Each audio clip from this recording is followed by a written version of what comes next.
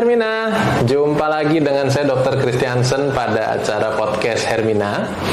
Dan hari ini bintang tamu saya spesial. Biasanya bintang tamunya dokter spesialis yang jadi tim kerja kami di sini, tapi hari ini bintang tamunya adalah tamu kenegaraan. Jadi bersama saya sahabat Hermina sudah tiba tamu spesial dari Jasara Harja. Jasara Harja. Dengan Pak Panji. Siapa Pak nama lengkapnya? Panji Arta. Pak Panji Arta. Bukan Panji Milenium ya? Bukan. Itu kayaknya angkatan kita dong. Iya. Kalau kecil saya biasanya Panji Tengkorak. Waduh. Gitu. Nah sekarang jadi sahabat Hermina dengan kita sudah hadir Pak Panji Arta yang merupakan kepala cabang dari Jasara Harja area Kota Tangerang, betul Pak? Tangerang Raya. Tangerang Raya. Tangerang, okay. Kota Tangerang, Tangerang Selatan, dan Kabupaten Tangerang. Tapi itu juga bisa merepresentasikan layanan Jasara Harja di seluas Indonesia ya Pak? Betul. Siap. Jadi sahabat Hermina, mari nikmati perbincangan kita hari ini mengenai apapun yang Jasara Harja sediakan untuk masyarakat. Betul ya Pak? Betul. Oke Pak. Saya kalau lagi jaga IGD itu sering ada kasus mengenai paling sering kecelakaan lalu lintas. Oke. Dan saya harus mengedukasi pasien-pasien saya bahwa mengenai penjaminannya nomor satu itu harus Jasara Harja. Betul. Baru lembaga-lembaga penjamin lainnya. Betul. Nah sebenarnya penjaminan yang disediakan Jasara Harja itu apa aja sih Pak? Apa aja? Oke. Jadi memang kalau secara peraturan Jasara Harja itu first payer. First payer. Penjamin pertama. Ya, penjamin pertama untuk korban kecelakaan lalu lintas. Oke. Jadi sebelum penjamin kedua dan ketiga dan seterusnya ada BPJS, BPJS TK. Nah, itu harus Jasara Harja dulu. Oke, siap. Buka kunci istilahnya jaminan sosial terkait kecelakaan lalu lintas harus Jasara Harja. Jasara Harja dulu. Gitu. Pertama itu kalau misalnya tidak terjamin Jasara Harja baru dia bisa ke penjaminan yang berikutnya atau enggak platform Jasara Harjanya habis. Oke. Gitu. Nah, Jasara Harja itu tugasnya memang diamanatkan oleh pemerintah menjalankan dua undang-undang, Undang-Undang 3334, yaitu jaminan kecelakaan lalu lintas jalan sama angkutan umum, gitu loh. Jalan dan angkutan umum. Angkutan jalan dan angkutan umum. Jalan raya dan angkutan umum. Ya, perbedaannya yang simpel ya. Mungkin kalau saya pakai bahasa undang-undang susah kali ya. Sulit Pak. Ngerti. Nah, intinya seluruh pengguna jalan raya, sama seluruh pengguna angkutan umum. Angkutan umum di jalan dan di luar jalan. Semua, darat, laut, udara. Oke, clear. Jadi yang resmi dan sah. Oke. Saya pikir yang resmi dan tidak resmi. Yang resmi dan sah. Resmi dan sah, karena banyak yang nggak sah nih. Oke. Kan? Kalau angkutan umum. Nah, saya jelasin dulu angkutan lalu lintas jalan ya, pengguna.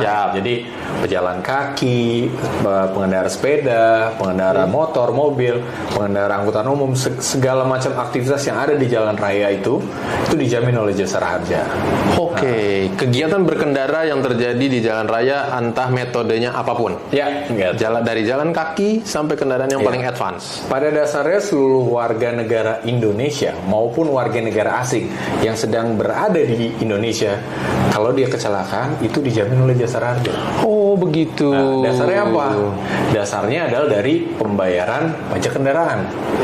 Oke. Gitu. Jadi pemirsa harus tahu dulu nih teman-teman bahwa pajak kendaraan yang kita bayar itu di dalamnya ada sumbangan wajib dana kecelakaan lalu lintas jalan. Fungsinya untuk menjamin yang kecelakaan kayak gitu, korban kecelakaan yang disebabkan oleh kendaraan itu.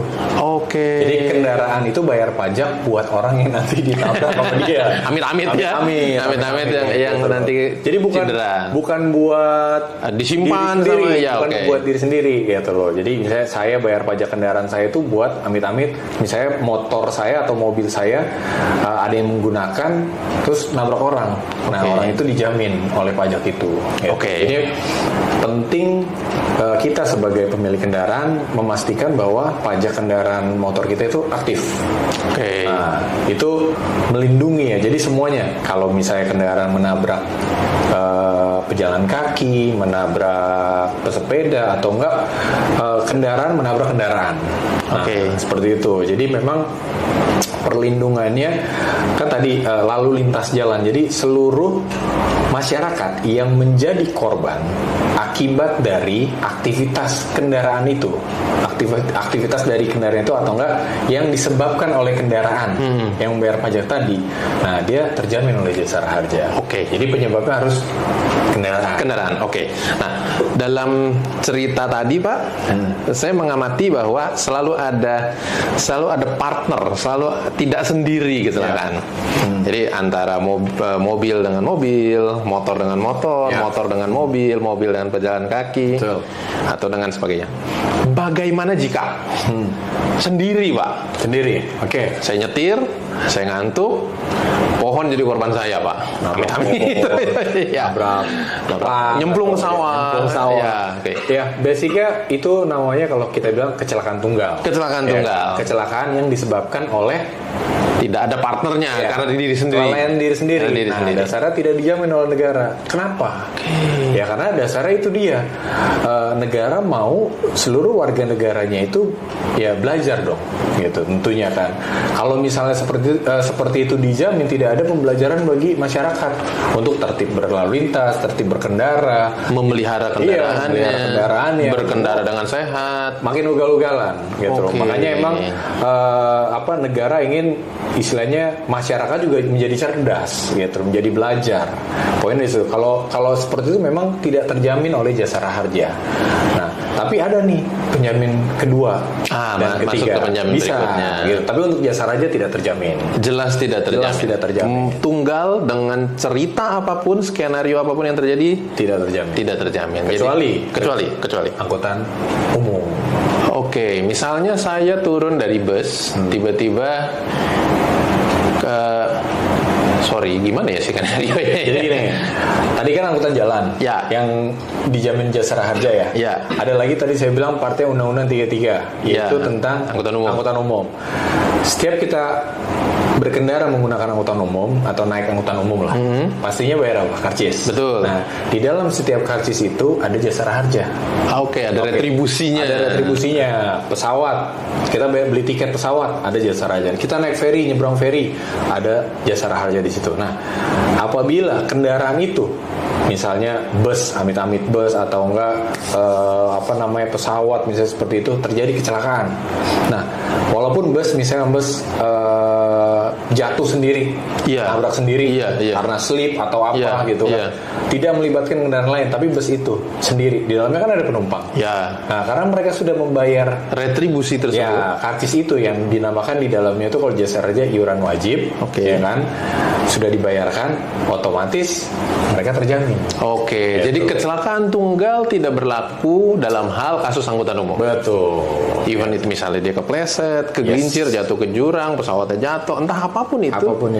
Jasara Harja tetap meng-cover. Asalkan angkutan umum. Makanya kalau naik angkutan umum, saya ingatkan lagi buat teman-teman Hermina nih, saya naik khususnya mungkin bus ya. Kalau pesawat udah otomatis kita ya. Kalau bus itu masih ada yang milik perorangan, terus perusahaan. Nah, sistemnya itu kan mereka bayar karcis, bayar ke perusahaan. Betul. Perusahaan nanti yang menyetorkan ke Jasara Harja. Nah, harus dicek tuh. Diceknya apa?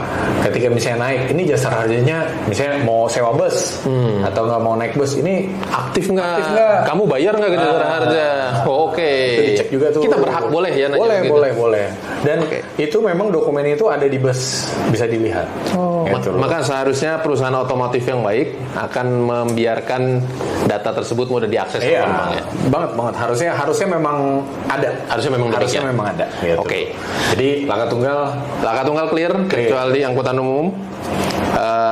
Kalau pengguna jalan raya clear, harus ada partner kecuali laka tunggal. Iya, betul. Pengurusan Jasara Harja, gitu. Kita udah kasih tahu bahwa pengurusan Jasara Harja tidak ada, nggak ada calo. Nggak usah minta tolong bantuin orang. Kalau mau pakai calo, silahkan aja sebenarnya. Tapi administrasi tanggung sendiri, kan ada administrasinya pasti. Betul.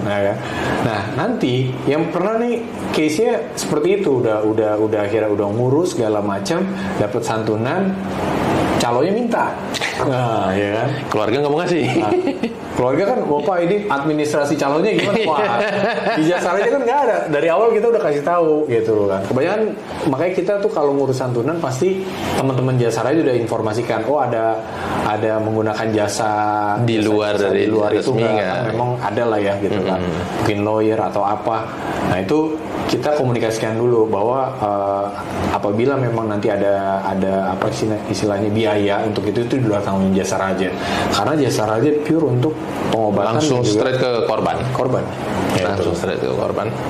Sepertinya penjelasannya luar biasa sahabat Hermina ya. Ini sangat membuka pola pikir, Pak. Betul. Sangat membuka pola pikir. Sebelumnya mungkin sahabat Hermina ada yang pernah mengalami atau ada koleganya yang mengalami dengan proses yang katanya mungkin rumit. Nah, sekarang Pak Panji sudah mencerahkan ceritanya, Pak.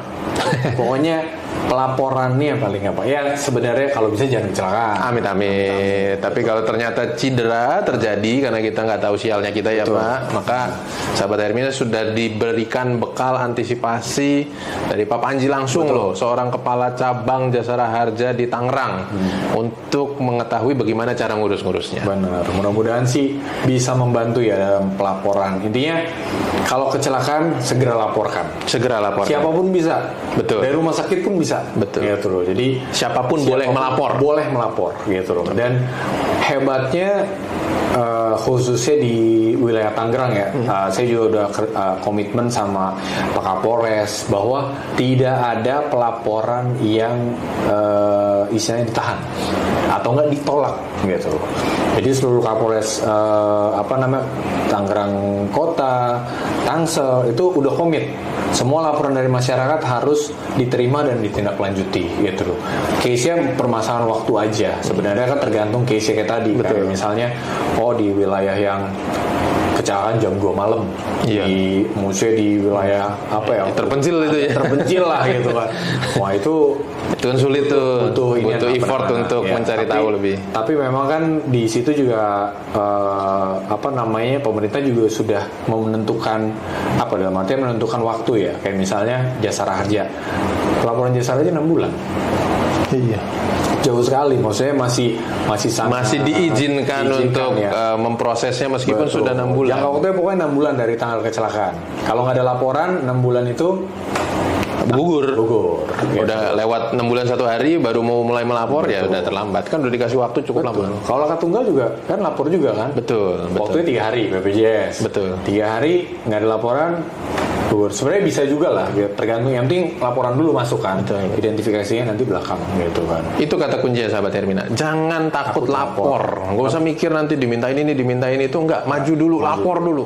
Karena nanti kita butuh surat yang menyatakan bahwa ini ditanggung oleh Jasara Harja atau tidak ditanggung Jasara Harja. Begitu sahabat Hermina. Tapi ada satu pesan penting nih. Silakan Pak. Take home message untuk seluruh sahabat Hermina dan masyarakat Indonesia. Intinya kita berkendara itu harus tertib. Karena satu, kecelakaan selalu diawali dengan pelanggaran. Pasti. Main HP. Pasti semua kecelakaan yang terjadi nggak usah di Tangerang ya, di seluruh Indonesia selalu diawali dengan pelanggaran. Selalu. Pasti ada pelanggaran lalu lintas di situ. Robos lampu merah, ngantuk segala macam. Makanya yang kedua itu persiapkan perjalanan kita masing-masing. Jadi misalnya, besok saya mau berangkat kerja jam 6 pagi, setengah 6. Tidurlah cukup. Jangan begadang. Betul. Jangan ngantuk-ngantuk. Tuh begitu masuk begitu bangun, udah telat alarm, ngebutlah dia. Pelanggaran. Betul. Itu case tuh ada di satu wilayah, masalahnya itu. Kecelakaannya tinggi. Padahal orangnya tertib, perkara cuma satu. Warganya di kampung itu suka begadang. Oh ya ampun. Ketika dia begadang, tidurnya kurang, besok kesiangan. Tergesa-gesa, nerobos semua. Akhirnya di close, nggak boleh begadang, turun lakanya. Gitu. Ya itu menyelesaikan masalah sampai ke akar. Betul, gitu. Di sini juga sama ya. Maksudnya kalau kita lihat masyarakat Indonesia kan untuk 50-50 lah mungkin ya. 30% sampai mungkin 20% masih belum taat. Coba taati itu. Harus taat. Karena apa? Taat itu selamat. Iya, kalau misalnya menimpa yang nggak taat sih nggak apa-apa ya.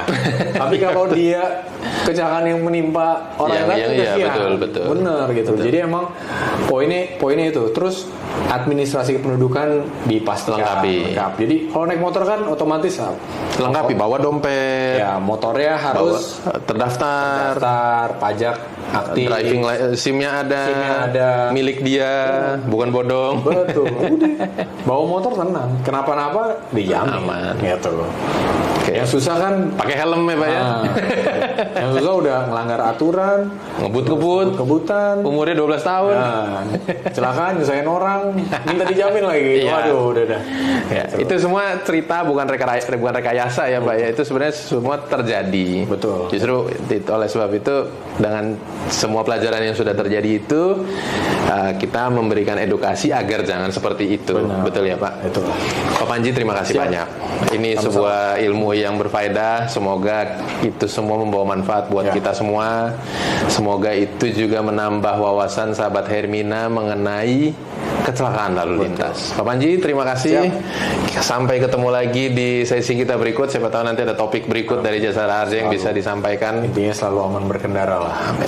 Kalau kecelakaan, hubungi Jasara Harja. Oke, sahabat Hermina. Bye-bye.